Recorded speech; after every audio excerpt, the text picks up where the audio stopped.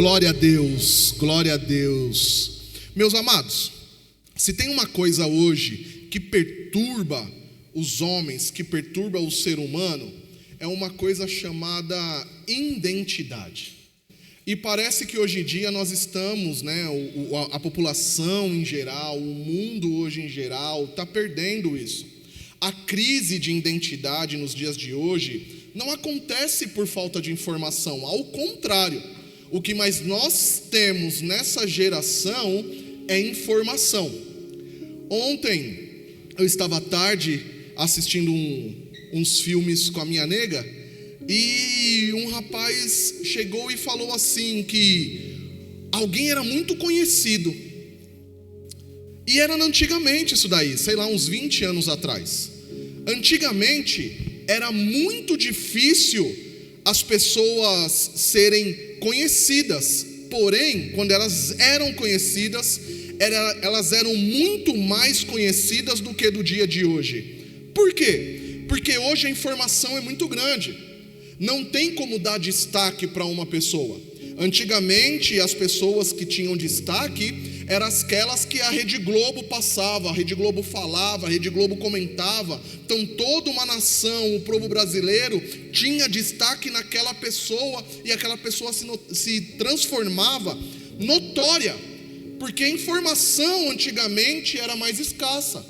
Hoje, com as redes sociais e qualquer um podendo pesquisar a qualquer momento, mais pessoas são conhecidas, porém não tem a notoriedade suficiente igual era antigamente.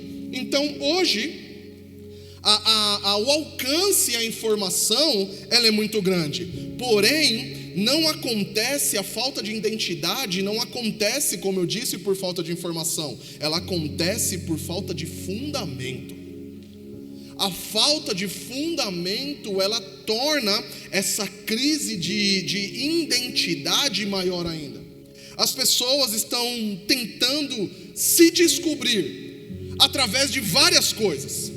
As pessoas estão tentando se descobrir através de aprovação dos outros. As pessoas estão tentando se descobrir por redes sociais.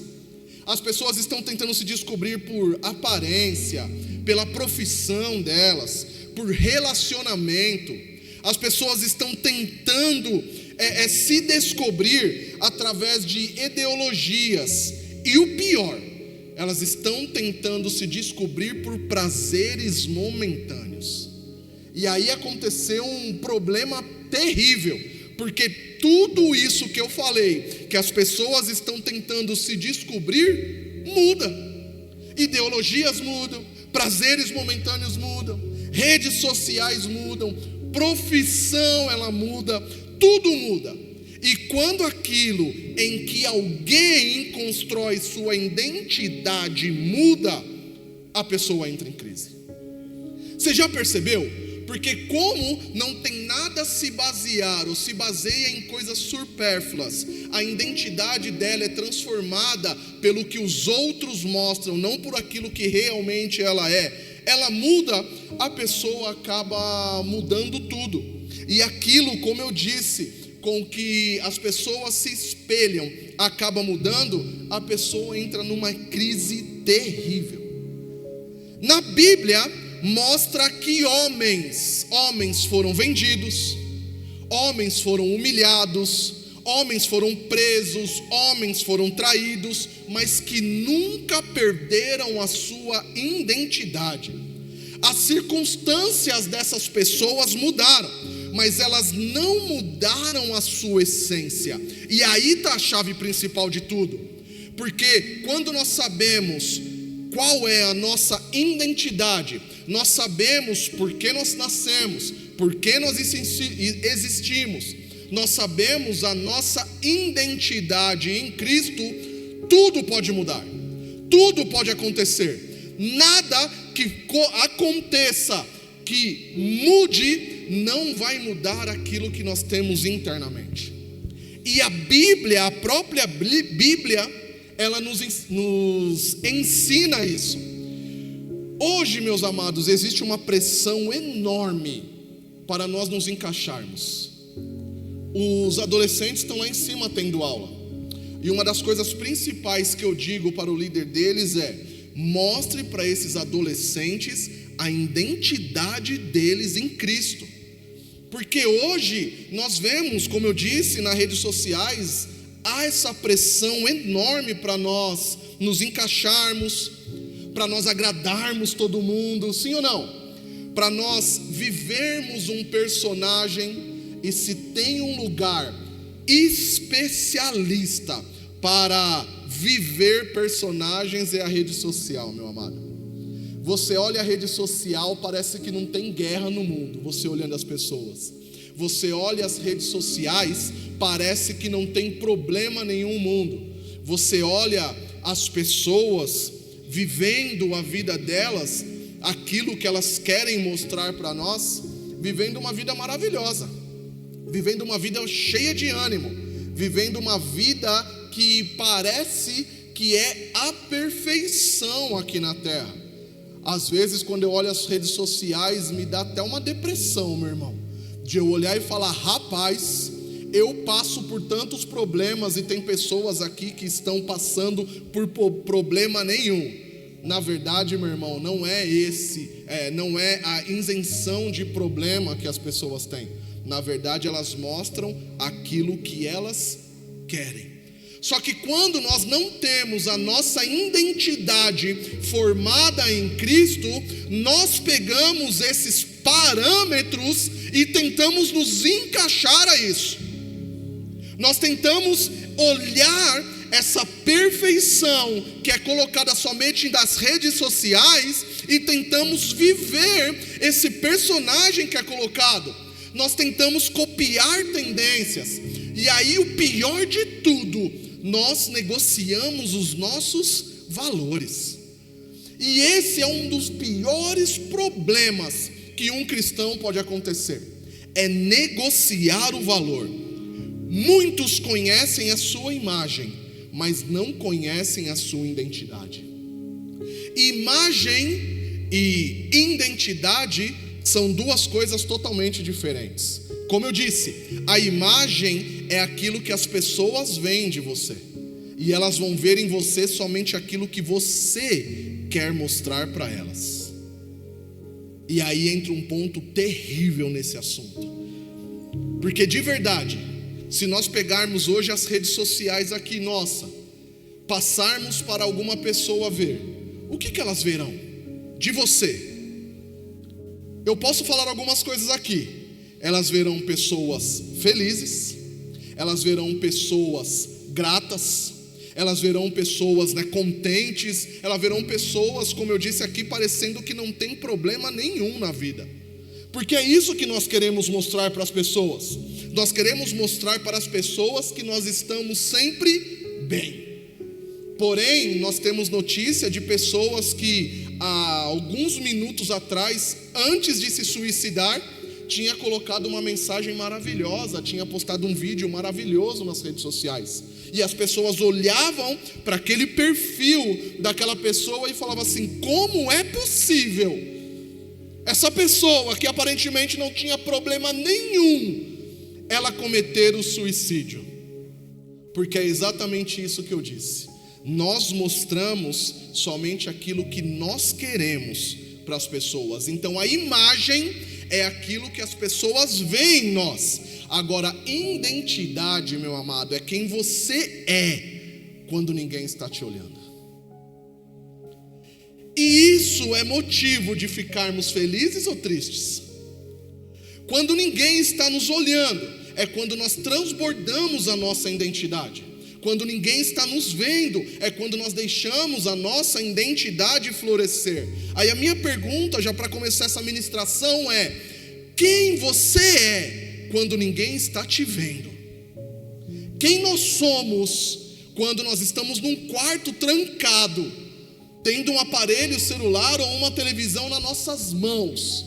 A gente olha para um lado, a gente olha para um outro, vê um vazio, e nós nos encontramos somente nós, com os nossos próprios pensamentos e o nosso coração. A minha pergunta é: quem nós somos neste momento? Isso transforma, ou isso na verdade demonstra a nossa identidade. O problema é que uma geração sem identidade aceita qualquer tipo de influência. Você já percebeu que nós somos muito fáceis de sermos influenciados por qualquer coisa? Se você pegar um jovem, uns daqueles adolescentes que está lá em cima, e você perguntar para eles o que eles querem ser, antigamente, na nossa época, nós queríamos ser jogador de futebol. Porque a mídia só mostrava jogo de futebol e mostrava que os jogadores de futebol é o que era os caras do momento. Hoje, se você pergunta para um adolescente, a primeira coisa que ele vai falar é: eu quero ser influencer. Cara, que loucura, que tipo de profissão é essa? Pastor Flávio, eu não entendo esse tipo de profissão, influencer. Até porque eu imagino, e aqui para quem tem mais de 35 anos, entende que uma profissão só é gerada depois de você aprender alguma coisa. Sim ou não? Eu estou enganado? Para nós termos uma profissão, nós temos que aprender, nós temos que estudar, nós temos que ir atrás, buscar o conhecimento, para que aquela coisa que nós buscamos o conhecimento, nos traga a profissão. Hoje em dia, o que a pessoa precisa fazer, ou o adolescente precisa fazer, para ser influencer digital? Só ter um celular, internet, fazer alguma coisa que agrade milhões e pronto. O problema é que aí está o problema, que quando nós não temos uma identidade, nós aceitamos qualquer tipo de influência facilmente. Nós caímos facilmente em comparação. Nós vivemos emocionalmente estáveis e dependentes de validação constante. Nós dependemos de validação a todo momento, a toda hora. Eu sempre digo aqui, os meus amigos, né, aqueles que são mais próximos sabem, o elogio não me faz subir em lugar nenhuma, e também o contrário do elogio é o quê? A crítica não me faz ficar mais triste em nenhum momento. Nem o elogio, nem a crítica muda quem eu sou, meu amado. Você pode me criticar à vontade, o que eu vou fazer é tentar aprender através da sua crítica. E você pode me elogiar o tanto que for, isso não vai fazer sair do lugar que eu estou. A crítica e o elogio só funcionam para quem tem uma crise de identidade colocada dentro de si. Porque hoje o que nós mais carecemos é de validação. Você já percebeu isso? Se a pessoa não me elogiar, não está legal. Se a pessoa não falar, isso acontece bastante com mulheres, né? E eu vou entrar nesse campo, será tremendo aqui. As mulheres já acordam, eu só não tenho problema com a minha esposa, porque a minha esposa já acorda linda e maravilhosa já. Mas as mulheres, quando cortam o cabelo, quando elas passam uma maquiagem, quando elas estão um pouquinho mais, a primeira coisa que acontece, ela olha para o marido e fica assim, ó. E ai de você, marido, se você não falar nada. Ai de você, se você não olhar para ela e falar assim: meu amor, como você tá linda. Meus maridos aqui, só os homens, nós vamos ter reunião na terça-feira aqui, hein? Bate-papo, né? Vamos bater um papo. E eu já vou avisar aqui, hein? Só vai estar aqui os machos. Que tem macho aqui? Macho mesmo de verdade? Ih, tem meia dúzia aí, hein? Tem meia dúzia. Mas se você não tá macho ainda, vem aqui que a gente vai injetar testosterona em você, meu amado. Vou te dar uma dica, homens casados aqui, ou aqueles que vão casar. Se a sua mulher saiu e falou que vai na manicure e no cabeleireiro, você não ousa a elogiar elas quando elas voltarem, meu irmão. É obrigação de quando elas chegarem falar: meu amor, que cor de unha maravilhosa é essa? Olha o seu cabelo, tá, mesmo que você não perceba nada, meu irmão. Vá, olhe e fala alguma coisa para ela, pelo amor de Deus. Porque mulher é assim, tá tudo bem. O problema é que quando nós nos movemos por esses elogios. Porque eu vou te contar uma coisa, possa ser que o elogio não venha. E o elogio não vindo, nós nos frustramos emocionalmente. E aí está o problema. Hoje em dia, quando nós entendemos a nossa crise de identidade e nós vivemos dependente de validação constante e a validação não vem, muitas pessoas têm até depressão por causa disso. Por isso que eu digo que existe tanta ansiedade, tanto vazio dentro das pessoas, existe tanta confusão na mente das pessoas, porque hoje nós estamos vivendo e caindo facilmente em comparação. Hoje você pode perceber que quando alguém vir falar alguma coisa, a primeira coisa que vai te falar é: mas e fulano? Olha como o outro está, olha a empresa do outro, olha a igreja do outro, olha o pastor do outro. É sempre comparando. O problema é que a comparação muitas vezes ela é feita injustamente, porque eu disse isso, a comparação ela é feita por pessoas ou coisas das redes sociais. E quando vem essa comparação injusta, acontece esses tipos de problema. Porém, existem homens que fizeram a diferença na Bíblia, fizeram totalmente a diferença. E aqui eu vou citar algum deles. Abre aí, por favor, Mateus 4. Mateus 4, vamos ler a partir do versículo 1. Olha o que aconteceu aqui, ó. Mateus 4, 1. Jesus foi então conduzido pelo Espírito ao deserto para ser tentado pelo diabo. Depois de jejuar 40 dias e 40 noites, ele teve fome. O tentador aproximou-se então dele e disse: se tu és o Filho de Deus, mande que essas pedras se tornem em pães. Olha só como o vermelhinho ele é audacioso. Ele olhou para Jesus e falou assim, ó, se, ele colocou uma condicional: se tu é filho de Deus. O ataque não era sobre o poder de Deus, era sobre a identidade de Cristo. O vermelhinho sabia que Jesus era o Filho de Deus, porém ele olhou para Jesus e falou assim, ó, vou colocar uma confusão mental na cabeça dele.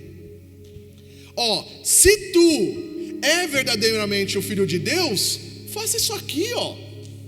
Se Jesus não soubesse qual que era a identidade dele, que era uma identidade de Deus, aconteceria o que acontece com muito de nós, quando é perguntado ou é feito essa mesma pergunta: se tu é filho de Deus, por que você passa por problemas?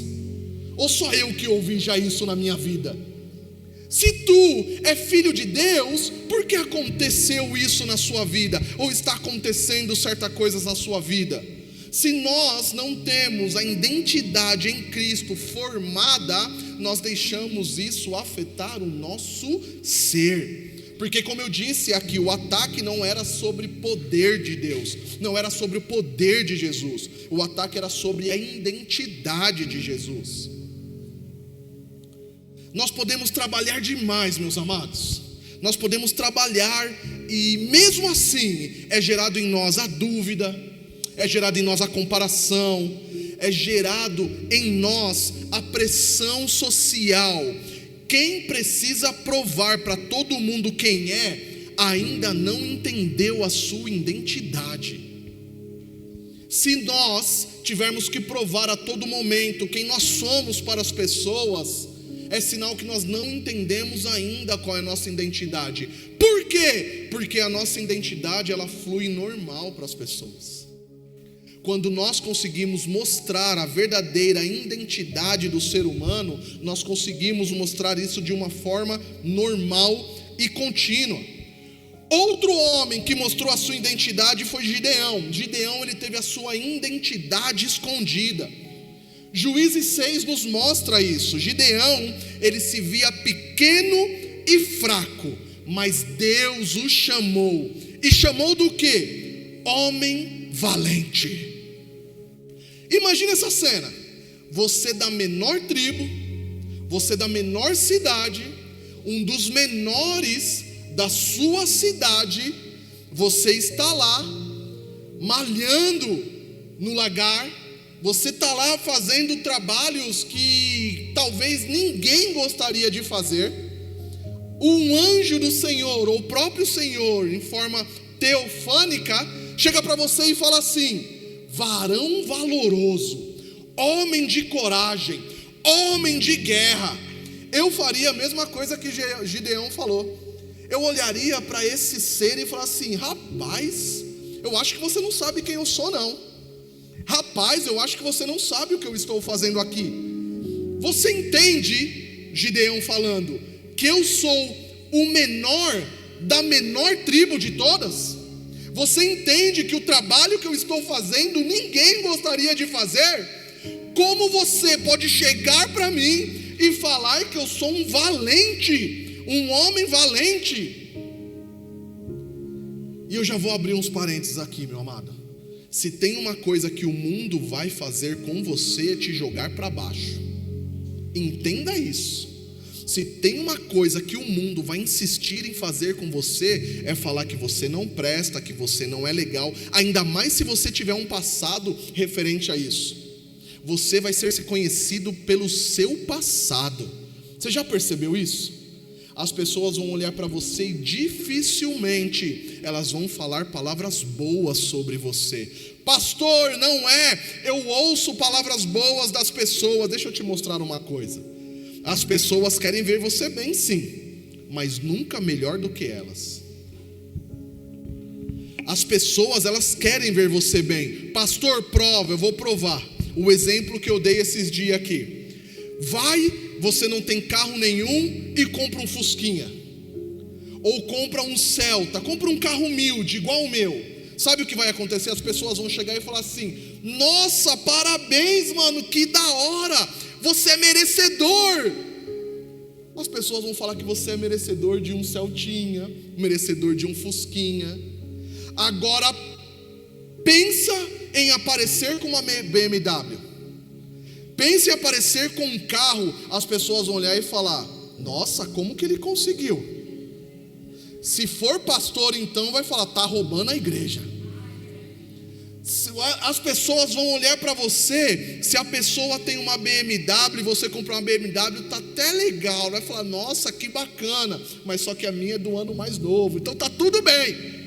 Agora, quando você aparece com alguma coisa melhor do que a da pessoa, cara, a inveja já bate dentro do coração.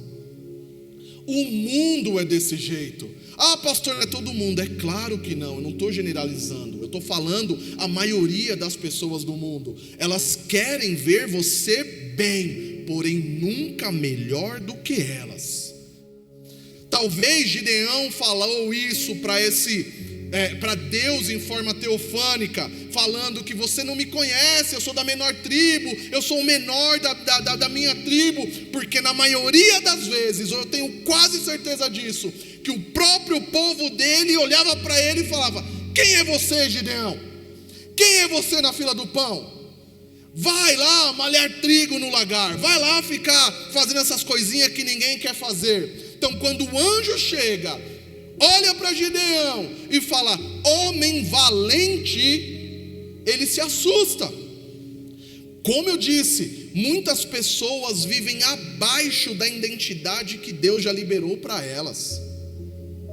Vou repetir: muitas pessoas vivem abaixo da identidade que Deus já liberou para você, meu amado. Se tem uma coisa que nós cristãos somos especialistas em falar, é que eu vivo numa casinha, tenho um carrinho, e é tudo legal, não tem problema. Mas só que isso não pode virar a nossa vida. Jesus, se você procurar na Bíblia, eu duvido uma palavra de Deus ou uma palavra de Jesus colocando você para baixo. Todas as palavras que eu ouvi Deus e Jesus falar você é bom, minha vontade para você é boa, você tem que ir para cima, você vai conquistar, você vai conseguir. É sempre palavras motivacionais, jogando a nossa vida para cima. Porém o mundo insiste em colocar a nossa vida para baixo. José é o terceiro. Ele tinha uma identidade em processo. Gênesis 39, a partir do versículo 2, nós conseguimos ver exatamente isso. Abre aí, por favor.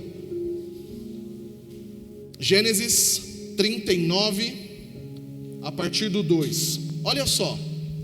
Ora, Yahvé, o Senhor estava com José, que em tudo teve êxito, e passou a morar na casa do seu senhor egípcio. O senhor egípcio percebeu que o Senhor Deus amparava José e o abençoava em tudo que realizava. Dessa maneira, José ganhou a simpatia do seu dono, que o promoveu a seu ajudante pessoal como administrador dos seus bens. Potifar deixou ao seu cuidado sua própria casa e lhe confiou tudo o que possuía. Nós lendo aqui, nós vemos um momento de vitória. Nós vemos um momento em que José estava começando a ser exaltado. Nós lemos aqui que José, ele chegou em um lugar e ele foi colocado como o segundo daquele lugar, da casa de Potifar. Potifar, diz aí a palavra que nós lemos, que ele viu que Deus era com ele e colocou ele para administrar todos os bens dele. E aí no nosso ser já dá glória a Deus e aleluia. Olha que coisa boa. Porém nós esquecemos do que aconteceu um pouquinho antes. Nós esquecemos do que aconteceu com a vida de José. José, ele foi traído. José, ele foi vendido. José, ele foi humilhado. Ele foi tentado. E ele foi preso injustamente. Não, é sério, imagina essa cena, meus irmãos. Imagina, na primeira, só de ser traído, eu acho que eu já tinha abandonado tudo. José, ele conseguiu suportar o processo da identidade dele, mesmo sendo traído, vendido, humilhado, sendo preso injustamente. Porém, mesmo assim, ele não perdeu quem ele era. Sabe por quê? Não são as circunstâncias que faz quem nós somos. O que nós fazemos não nos torna quem nós somos. Hoje é fácil olhar para a pessoa e dar a identidade dela por aquilo que ela faz. Eu sou professor, então é fácil as pessoas olhar para mim e falar: o pastor é professor, ou nomenclaturar o pastor, de olhar para o pastor Cláudio e falar: ele é motorista de van, de olhar pastor Flávio e falar: ele é taxista. Olhar e nós abraçarmos isso como a nossa identidade ou aquilo que nós somos. Olhar uma pessoa que acabou de se formar e falar: ela é contadora, ou assim, seja o que for. Mas isso tudo que eu disse é o que nós fazemos, não é o que nós somos, na verdade. Nós podemos fazer diversas coisas e não tem problema nenhum. Nós podemos escolher aquilo que nós iremos fazer. O que nós não podemos levar em conta é aquilo que nós somos. Ou aliás, nós temos que levar em conta aquilo que nós somos. E José, ele entendeu desde pequeno quem ele era. Ele entendeu que ele foi levantado, Nicélia, para governar. Ele entendeu que desde pequeno, independente da onde ele estivesse, ele ia deixar o chamado dele florescer. Pastor, eu não acredito nisso. Desde pequeno José, ele governava o rebanho do pai dele. Ele foi colocado pelo pai dele para governar o rebanho do pai. E o engraçado é que quando isso aconteceu, gerou revolta nos irmãos dele. E a revolta foi gerada por José simplesmente porque o pai dele amava muito ele. O pai dele deu de presente uma túnica toda coloridinha, bonitinha para José usar no frio, igual que o Anderson estava usando hoje aqui. Estava frio, já imagino o José pegando aquela touquinha dele coloridinha e colocando, e os irmãos dele olhando e falando: olha lá, papai deu para José e para mim deu uma touca preta, e para José foi colorida. O amor que o pai de José tinha por ele fez os irmãos dele ficarem com invejas. Mas você percebeu que em nenhum momento na Bíblia diz que o pai dele, Jacó, não amava os outros filhos? Você percebeu isso? Não tem nada falando Jacó não amava os outros filhos e só amava José. Não, falou que amava José a mais. E aqui eu quero abrir um outro parênteses, meu amado. Porque tem pessoas que aos nossos olhos parece que são as mais amadas por Deus do que outras. Você já parou para se perguntar isso?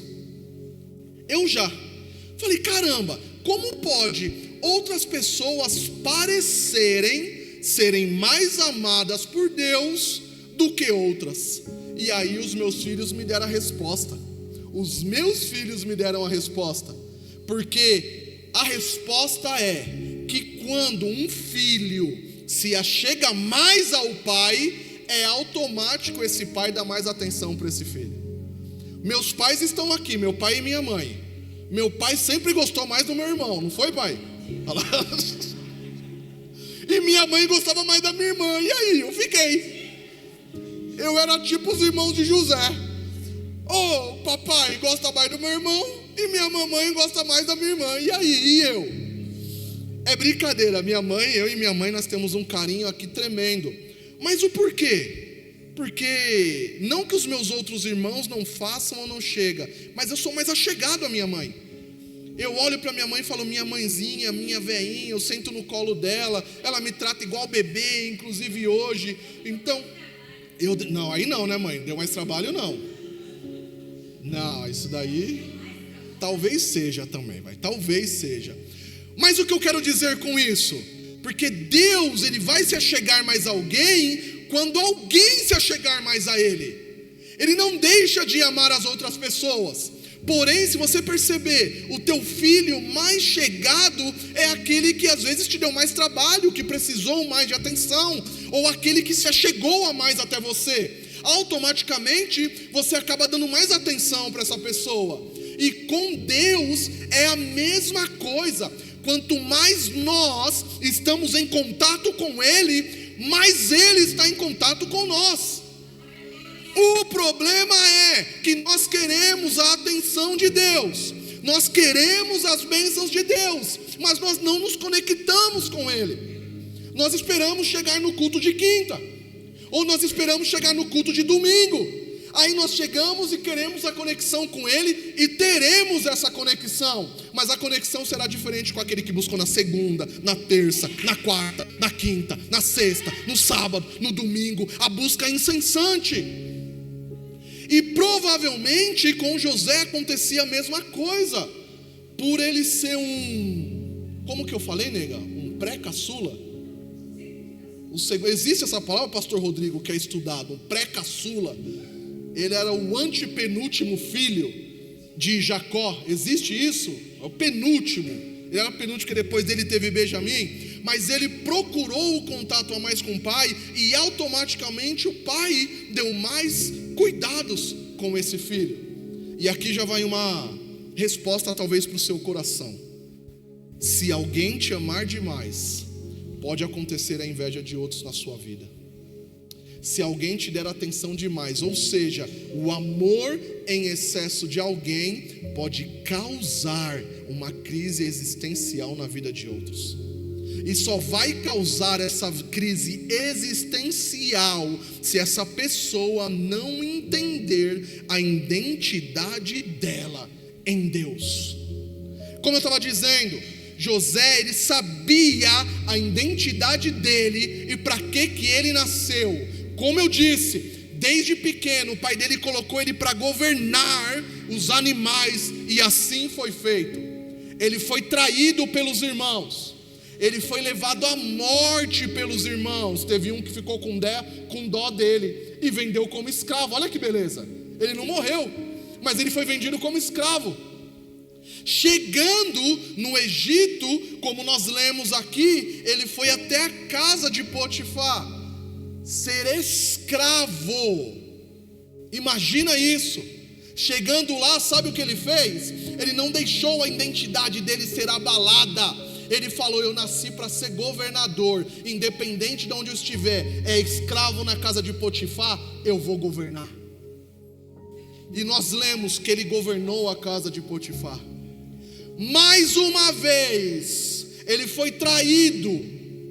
Mais uma vez, a mulher de Potifar, só porque ele era lindo, igual meu pai era lindo, a mulher teve um desejo por ele, acusou ele de assédio e estupro, ele foi colocado na cadeia. Imagina, meus amados, eu estou contando uma história verídica de que aconteceu com alguém.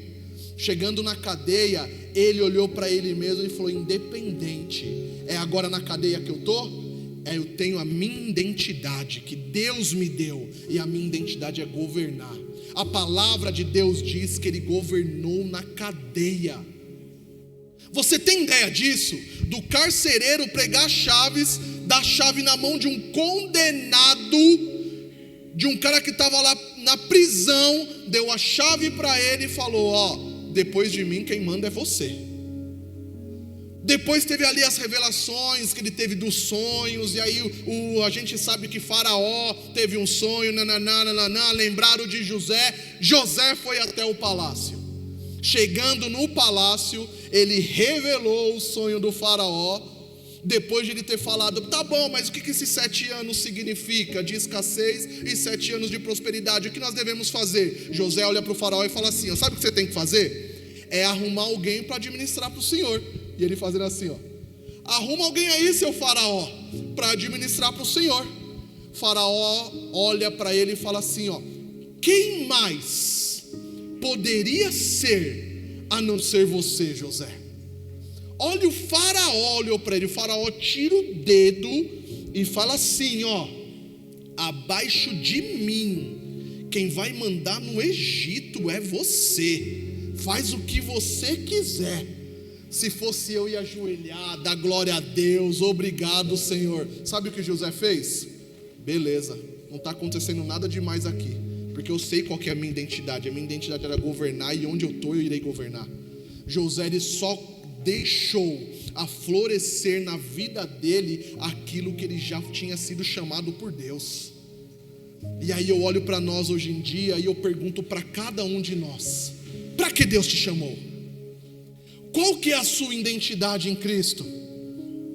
Às vezes nós estamos olhando e falando assim: a minha identidade é ser mecânico. Eu tenho que dar toda a minha prioridade para o meu escritório. Eu tenho que dar toda a minha prioridade porque eu sou isso. Mas na verdade nós estamos esquecendo de aflorar em nós a identidade que Deus colocou em nós. Deus colocou uma identidade em todos nós para fazer aquilo que Ele quer na nossa vida. A identidade de Cristo está dentro de nós, meu amado. O que nós precisamos fazer é entendermos, porque uma vez que nós temos a identidade de Cristo verdadeiramente dentro de nós, nós não nos mudamos pelos fatos que acontecerem no mundo. Eu demorei, mas eu descobri e eu entendi o chamado que Deus tem para a minha vida e qual que é a minha identidade. Eu demorei para entender isso. Sabe por quê, pastor Rodrigo? Porque quando eu era novo, estava começando a me converter, eu falei assim: rapaz, pregar é da hora, eu quero começar a pregar, né? E aí eu gostava do mover pentecostal, sabe? Eu comecei a assistir Marco Feliciano. Falei: cara, esse cara quando ele prega o fogo cai na igreja, vou começar a fazer igual a ele. Aí eu tinha algumas oportunidades. Quando eu ia pregar era uma tristeza, meu irmão. Eu falava: rapaz, mas eu estou fazendo igual ele, eu estou tentando seguir os padrões. E por que quando ele prega cai um fogo terrível, e quando eu pego uma tristeza? Deus falou: porque essa não é a sua identidade. Quando eu entendi que o meu chamado era ser pastor e não ser pregador, meu irmão, eu já cansei de falar que aqui, ó, no nosso meio, tem pelo menos 120 pessoas que pregam muito melhor do que eu. Muito melhor do que eu. Só que eu entendo que o meu chamado não é ser pregador, e está tudo bem. Aí eu prego, estou aqui, estou pregando. É ruim, vocês sabem, vocês estão vendo aí. mas não tenho o que fazer. Fui chamado para pastorear vidas. Essa é a minha identidade. Agora, qual que é a sua identidade? Para que Deus te chamou? Pastor, Deus não me chamou para nada. Rapaz, que crise de identidade é essa? Deus te chamou para alguma coisa assim, meu irmão. E Deus não te chamou para ser prego de banco, não. Não, eu sou membro, pastor. Eu gosto de ficar aqui. Não, meu amado, Deus te chamou para alguma coisa. Você pode ter certeza disso. O importante é saber qual que é o seu chamado. José, ele entendeu que o chamado dele era onde ele estivesse, era governar. Mas governar para o reino de Deus, governar para o povo de Deus. No entanto, que ele foi levado no Egito, na maior crise de todas, todo o povo de Israel foi até o Egito para se alimentar, inclusive os irmãos que outrora tinham o traído. Meu irmão, se eu fosse José, quando eu visse os meus irmãos lá na fila, eu ia falar: desgramados, agora você vai ver que a minha vitória tem sabor de mel. Talvez eu faria isso. Mas José olhou para os irmãos dele e ficou feliz. Sabe por quê? Porque ele entendeu que embora a traição, embora tudo que ele tinha passado, ele tinha vendido, ele entendeu que isso era um processo para que a identidade de Cristo florescesse na vida dele. E às vezes você está passando por tantas coisas nesse momento. Às vezes é crise financeira, às vezes é crise no relacionamento, não sei, às vezes tem tanta coisa que muitos de nós estamos passando. Mas o importante é nós entendermos que isso é um processo para que a identidade de Cristo floresça em nossa vida, meu amado. Para que a identidade de Cristo floresça em cada um de nós. Se coloque sobre os seus pés, meus irmãos. As circunstâncias mudaram José, mas não corromperam a identidade dele. Vou repetir. As circunstâncias mudaram José totalmente, porém não corromperam a identidade de Deus na vida dele. Quem sabe quem é, meu amado, não negocia os seus princípios. Há uns 15 dias atrás, se eu não me engano, eu estava na Câmara dos Vereadores. Fui convidado para estar lá. Um culto de pastores. Nós entramos, eu e a pastora, sentamos lá como os menores da tribo. Lá tinha apóstolo, lá tinha bispo, lá tinha querumbi ungido do Senhor, lá tinha todas as espécies de anjos e santos, patriarca, tinha tudo que você imagina lá, de verdade. Eu não estou menosprezando, não, estou falando de verdade. E chega eu e a pastora lá, humildezinho, senta. Daqui a pouco chega um rapaz para mim e fala assim, que era o que estava dirigindo: pastor, você vai pregar agora.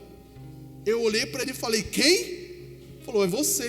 Falei: eu? Não por falta de palavra ou por falta de capacidade, mas eu olhei para ela e falei: caramba, só tem barão aqui, só os bambambam, e eu vou ser escolhido para ministrar a palavra de Deus na Câmara dos Vereadores? Aí vem uma palavra no meu coração, falando assim: ô meu amado, é que você entendeu a sua identidade. Você entendeu que isso não vai te colocar mais para cima, ou não vai te levar mais para baixo, vai continuar mantendo do jeito que você é. Porque quando nós conhecemos a nossa identidade, meu irmão, nada tira o nosso foco, nada tira o nosso meio. As circunstâncias não vão fazer você desistir do teu chamado. Fecha os teus olhos, meus irmãos. Fecha os teus olhos. Pai, eu oro a Ti, Senhor. Eu oro a Ti, ó Pai, porque o Senhor é o Deus de tudo e o Senhor é o Pai de todos. E como eu disse aqui, Senhor, a partir do momento ao qual nós levantamos as nossas mãos e declaramos, Senhor, como nosso Salvador, ó Pai, é colocada uma nova identidade em nós. É colocado, Senhor, um novo serviço na nossa vida. É colocado um novo chamado, ó Pai. E eu tenho certeza que cada um dos teus filhos que estão aqui tem um chamado colocado pelo Senhor, ó Deus. Só que muitas vezes nós não entendemos ainda qual é esse chamado na nossa vida. E aí então a crise existencial acaba chegando em nós. Pai, que essa crise existencial, que essa crise, Senhor, de identidade não venha, ó Pai, abalar quem realmente nós fomos feitos para ser. Que, Senhor, aquilo que nós fazemos, que maioria das vezes é a nossa profissão, não venha, ó Pai, sucumbir o nosso chamado e aquilo que nós fomos levantados pelo Senhor para ser, ó Pai. Que nós conseguimos, Senhor, manter o nosso foco e nunca, Senhor, nunca perder os nossos princípios. Em nome de Jesus, Pai. Em nome de Jesus, meu amado. Eu não sei a situação que você está passando nesse momento. Eu não sei se tem alguma crise de identidade, ou então deixado de fazer algum chamado que Deus colocou na sua vida. Eu não sei.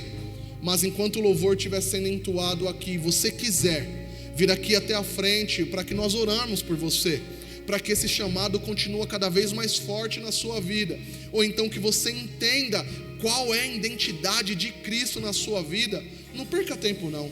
Conforme tiver o louvor acontecendo, vem até aqui, meu amado, vem até aqui.